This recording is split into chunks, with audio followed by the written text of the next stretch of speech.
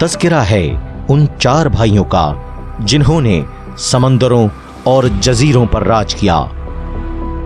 اندلس کے لٹے پٹے مظلوم مسلمانوں کے لیے وہ امید بن کر ابھرے، وہ جو سمندر کی ببھری موجوں کے سامنے سرکش جنگجوؤں کی طرح کھڑے تھے۔ ان دلیر بھائیوں کا قصہ جنہیں دور سے دیکھ کر ہی صلیبی بحری جنگی جہاز راستہ بدل لیا کرتے تھے۔ امریکہ اور مغربی ریاستیں انہیں خراج دیا کرتی تھیں۔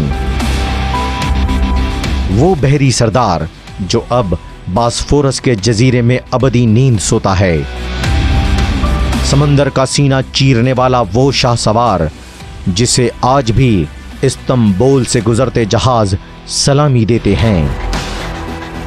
خیر الدین باربروسا اور ان کے بھائیوں کی تلاطم خیز زندگی کا مکمل احوال صرف the last Muslim history channel per.